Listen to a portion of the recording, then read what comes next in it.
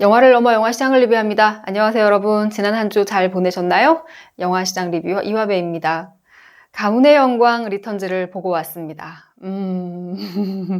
사실 이 영화는 한국 영화 역사에서 누군가가 프랜차이즈의 역사를 정리한다고 하면 정확하게 한 페이지에 들어갈 만한 기념비적인 프랜차이즈이면 틀림없는데요. 어쩐지 이번 6편은 용두사미에 해당하는 것 같아서 마음이 참 착잡합니다. 저는 이 영화 1편을 개봉했었던 당시에 배급사였던 시네마 서비스 배급 부서에서 일을 했던 사람으로서, 즉 영화 1편의 배급에 참여했던 사람으로서 이 영화의 6편이 다시 돌아왔다는 거에 대해서 개인적으로 굉장히 좀 설레는 마음으로 영화를 보러 갔습니다. 하지만 박스오피스 성적도 안 좋고 관객의 반응도 안 좋고 한 줄 평 써놓으신 걸 보니까 와, 이거를 보고 창작자나 제작자가 마음에 상처를 입으면 어떡하지? 제가 그런 생각이 들 정도로 영화에 대한 평가가 너무 좋지 않아서 오늘 리뷰를 어떤 컨셉으로 리뷰를 해야 하나 솔직히 조금 망설이다가 리뷰 영상 촬영이 늦어졌습니다. 박스오피스 2등으로 출발을 했고요. 2등보다 중요한 것은 너무나 기대치 이하보다 낮은 성적이 나왔다는 것인데, 사실은 영화 보러 가서 제가 좀 충격적이었던 거는요. 이 박스오피스는 나중에 결과를 본 것이고, 영화를 사실 제가 사전에 이 영화에 대한 어떤 사전 지식을 검색을 해서 보고선 간 거는 아니었고, 초창기 사실 개봉 당일날 봤기 때문에 영화를 이렇게 보고 있는데 영화가 기시감이 너무 많이 드는 거예요. 이 장면 잠깐만 1편에도 나오지 않았어? 이 대사 배우가 탁 치니까 이쪽에서 탁 반응하는 이거 1편하고 똑같잖아. 이런 느낌이 너무 많이 들었어요. 그래서 이 영화가 이제 리메이크라는 사실을 사실 영화 보는 중간에 제가 알게 됐고요. 생각해보면 가문의 영광 리턴즈이지 않습니까?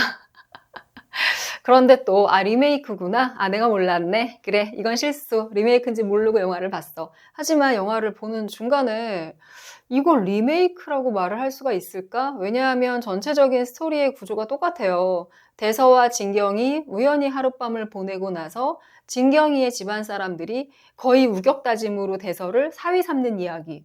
이런 큰 줄기가 똑같고요. 대서와 진경의 캐릭터는 직업 정도만 변경이 됐고 기본적인 캐릭터 설정 똑같고 에피소드 거의 똑같습니다.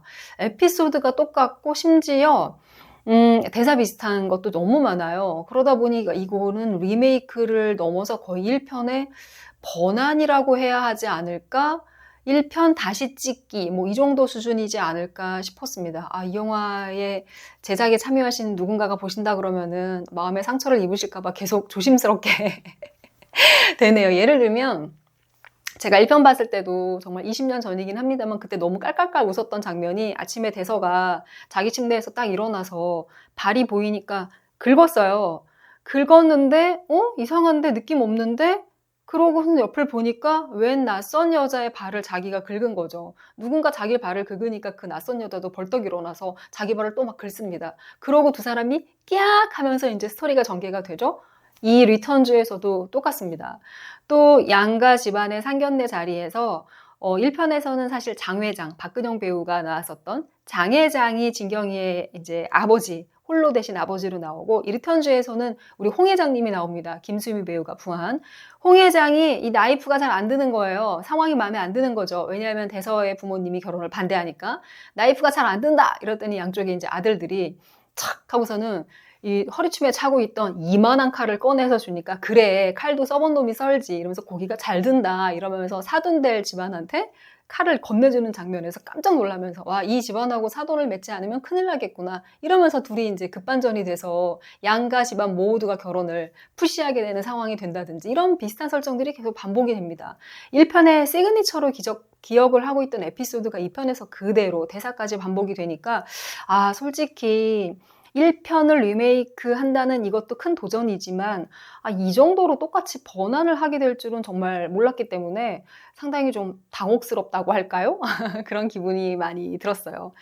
사실은 1편은 제가 이제 리메이크에 해당하는 6편을 보고 와서 그 주 주말에 가문의 영광 1편을 다시 찾아서 봤습니다. 그 당시에는 얼마나 재밌었는지를 좀 소환시키기 위해서였는데요. 왓챠에 있을 줄 알았더니 왓챠에 없더라고요. 오히려 왓챠에서는 단편 구매로 판매를 하고 있고 넷플릭스에 있습니다. 그래서 넷플릭스에서 아주 옛날 20년 전 추억을 소환하면서 즐거운 마음으로 감상을 했습니다. 다시 봐도 1편은 지금의 우리의 어떤 성인지 감수성이나 지금의 시대상하고는 잘 맞지는 않죠. 여러 가지 대사도 거슬리는 것도 많고요. 설정도 거슬리는 게 많아요. 그럼에도 불구하고 1편에는 큰 미덕이 있다는 사실을 다시 한번 알게 됐어요. 1편은 어떤 마피아 집안이 정말 금지옥엽으로 키운 딸내미를 결혼시키는 이야기입니다. 이 집안은 호남계를 주먹으로 평정한 장정종 회장, 그래서 극중에서는 3J라고 부르는데요. 이 계파를 장정종 회장이 일찍이 어머니를 여의고 자기 아내를 여의고 정말 자기 자신과 그 다음에 이 세 오빠가 남자들로만 득실득실거리는 이 3J 가문이 정말 금지옥엽으로 키운 고명딸이 세상 쑥맥이에요. 온 가족은 비록 우락부락한 마피아지만 이 김정은 배우가 분한 세상 쑥맥인 이 어린고 갸냘픈 우리 집 막내딸을 좀 그럴듯한 사위하고 맺어서 결혼을 시키는 이야기예요. 페이소스가 강합니다. 가문의 영광이라는 제목하고도 그래서 어울려요. 인륜제 최대의 혼사가 우리 마피아 가문에도 역시 혼인이다. 우리 가문에도 어떤 공부 잘하고 똑똑하고 그리고 양성화된 인간을 맞이해서 가문을 일으켜보자. 가문의 영광을 위해서 둘이 맺어지는 이야기고요. 이 유동근 배우가 이 세 오빠 중에 큰 오빠 역할을 했는데 아주 찰진 전라도 사투리를 정말 잘 구사를 합니다. 그리고 이 배경이 여수인데요. 여수 배경의 이 3J파, 그리고 리턴즈에서는 이제 백호파로 나오죠. 이 지역의 아주 고풍스러운 넓은 대지에 잘 지은 한옥주택이 배경이거든요. 영화 속에 종종 등장을 합니다. 그래서 어떤 전통적인 그런 마피아 가문이라고 하니까 웃기기는 하지만 그런 규모와 전통이 있는 지역 가문의 고명딸이 혼사를 앞두고 얼렁뚱땅 일이 벌어지는 느낌이 잘 살았어요. 이런 전라도 사투리가 잘 구현이 됐고 지역색이 잘 표현이 돼서 영화도 규모감 있게 잘 찍은 영화이기도 하고요. 아주 유쾌하고 지금의 감정으로는 조금 이해할 수 없는 부분만 살짝 눈 감아준다고 하면 꽤 즐겁게 볼 수 있는 영화였습니다. 근데 1편이 어떤 페이소스도 있고 그 마피아 가문의 코미디도 잘 살았고 여러 가지 미덕이 있었던 반면에 2편부터 나머지 이제 5편까지 이번 리턴즈 전까지는 거의 좀 다른 종류의 영화로 제가 기억을 해요. 왜냐하면 2편 같은 경우에는 가문의 위기인데 이때 이제 김수미 배우가 분한 홍 회장이 처음 등장을 합니다. 이 가문의 위기에서는 이번에는 사윗감이 아니고 며느리감을 맞이하는 이야기예요. 그래서 검사 며느리를 맞이하면서 이 가문이 이제 양성화가 되죠. 그러면서 벌어지는 우당탕탕 이야기. 그리고 3편의 가문의 부활은 이 검사 며느리를 받아들이면서 양성화된 이 백호파가 김치 비즈니스 사업을 벌립니다. 완벽한 이제 정확한 누가 봐도 떳떳한 기업 비즈니스 집안으로 일으키는 이야기이고요. 4편은 가문의 순환이라는 제목인데 이 김치 비즈니스의 연장입니다. 이들이 일본 시장을 개척하기 위해서 이 가족이 홍 회장을 위시한 오빠들이 일본으로 원정을 갑니다. 그래서 원정을 가서 벌어지는 이야기가 4편입니다. 그래서 2편, 3편, 4편은 세계관이 같아요. 홍 회장과 이 백호파의 이야기이고요. 그러니까 여기서는 진경과 대서보다는 이 홍 회장을 위시한 오빠들의 이야기가 이제 주를 이루고 다시 5편에 가서는 1편의 세계관으로 돌아옵니다. 여기서는 이제 대서와 진경이 결혼을 했었던 그 연장인데요. 대서가 결혼을 해서 한참 시간이 지난 다음에 이 내부 권력투쟁이 벌어집니다. 백호파 안에서요. 그래서 밖에서 들어온 사위와 똑똑한 사위죠. 공부 많이 했고 설정에서는 서울법대 나온 엘리트예요. 그리고 오빠들, 장자죠. 가문의 적자들 사이에 사위와 아들들 사이에 이 사업을 놓고 내부 투쟁하는 이야기가 5편의 이야기입니다. 그리고 이제 가문의 영광 6편의 리턴즈. 이번에는 세계관은 2, 3, 4편이랑 똑같아요. 홍 회장과 오빠들. 하지만 진경과 대설을 결혼시켜야 된다는 설정은 또 1편에서 가지고 와서 앞서 5개의 에피소드에 시리즈에 등장했었던 것을 캐릭터와 설정을 좀 섞은 게 이번 6편 가문의 영광 리턴즈입니다. 제가 이렇게 세계관, 2, 3, 4편은 하나의 트릴로지고 이런 방식으로 설명을 하니까 되게 있어 보이죠. 제 직업이 원래 모든 영화를 있어 보이게 설명하는 게 직업입니다. 사실 어떤 분이 가문의 영광 리턴즈 다시는 돌아오지 말아라. 이제 이게 마지막이야. 이렇게 막 써놓으신 거 보고 가슴이 막 뜨끔했어요. 저 자신도 가문의 영광 1편 배급팀에 있었었고 이 영화에 참여했던 스태프였었기 때문에 관객이 이런 날카로운 비판을 해주시면 가슴이 좀 서늘하거든요. 게다가 이 가문의 영광 1편은 저한테도 좀 특별한 의미가 있는데 제가 그 당시에 이 영화의 시나리오를 보고 너무 실망한 거예요. 아직 일을 시작한 지 3년 차밖에 배급팀에서 배급 사원으로 일을 시작한 지 3년 차밖에 안 된 신입사원이었기 때문에 이 시나리오에 대한 제 나름의 이제 평가도 좀 있었고 아직 완벽하게 관객의 마인드를 벗어나지 못한 상태였기 때문에 월급은 받고 있었지만 프로페셔널은 아니었던 거죠. 그래서 제 혼자 생각은 왜 굳이 이 시나리오를 영화로 만들어야 하지?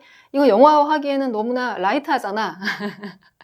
라고 생각을 했어요. 썩 재밌게 보지 못했거든요. 근데 막상 완성된 영화를 보고 나서 깔깔깔 웃는 제 자신을 발견하고 진짜 깜짝 놀랐었던 기억이 납니다. 관객의 마음을 우리가 미리 예측하는 것이 이렇게 어렵다는 것을 느꼈고요. 그 다음부터는 이 작품을 이후의 작품들을 결정을 할 때는 내 자신의 판단보다는 관객이 이 영화를 어떻게 보는지 관객 중심으로 생각하는 게 많이 훈련이 됐었던 것 같아요. 그리고 중요하다는 사실을 또 알게 됐고요. 그 해에 추석에 개봉을 해서 600만 명 이상의 관객을 동원했습니다. 지금은 박스오피스 기록이 사실은 2004년 이후밖에 남아있지 않기 때문에 2002년도의 기록은 정확하지는 않습니다만 그 당시에 공식적인 서울 통계가 한 160만 명이었고요. 저는 그 작품의 배급을 담당했기 때문에 내용을 알고 있죠. 전국 관객이 대략 한 600만 명 정도 동원을 해서 이 시리즈 전체를 통틀어서 가장 박스오피스 숫자가 높습니다. 안타깝게도 이 시리즈는요. 이 우하향 곡선이에요. 1편, 2편, 3편, 4편, 5편, 6편. 시리즈가 거듭될수록 관객의 평가가 좀 박해지는 결과가 안 좋은, 안타깝기는 하죠. 이런 결과가 나왔습니다. 사실은 프로페셔널이라고 하면은 관객의 냉정한 평가를 받는 게 당연하기 때문에 사실은 이의는 없습니다. 그리고 이 작품의 평가를 놓고 정태원 사장님, 제작자이시죠? 이 영화 연출도 이번에 하셨는데 요즘에 관객들이 SNS에서 다른 사람의 평가를 너무 많이 의지를 해서 스스로 작품을 선택하고 내 눈으로 한번 직접 보는 그런 노력이 좀 부족하다. 그게 흥행참패의 원인이 않겠냐. 이렇게 말씀을 하셨더라고요. 물론 영화를 또 감독까지 하셨기 때문에 창작자와 제작자 입장에서는 관객에 대한 서운한 마음 때문에 그렇게 말씀하신 게 이해는 됩니다만 그렇지 않죠. 아마 아실 겁니다. 관객의 평가는 결코 우리의 이 창작자와 비즈니스맨들의 의지와는 상관없이 냉정하다는 것을 말이죠. 끝으로 이 영화 1편의 배급 부서에서 일을 하면서 저와 함께 배급팀에 일을 하면서 이 작품의 배급에 참여했었고 그러니까 사원이었을 때 이 작품의 배급을 맡아서 또 마지막 6편에는 대표이사가 되어서 이 작품을 배급을 해준 배급사 뉴의 김재민 대표한테 많이 수고하셨다고 말씀을 드리면서 오늘의 영상을 마치도록 하겠습니다. 추석 연휴 기간 동안에 3편의 한국 영화가 개봉을 합니다. 천박사 테마연구소, 거미집, 그리고 1947 보스톤. 제 개인적으로는 1947 보스톤을 가장 재밌게 봤습니다. 천박사 테마연구소도 흥미롭게 보기는 했지만요. 에이지가 좀 갈려서 다양하게 볼 수 있는 영화들이 개봉을 하니 긴 연휴 기간 동안에 가족 나들이를 극장으로 하시면 즐거운 시간 보내실 수 있을 거라고 생각합니다. 다음 시간에 뵙도록 할게요.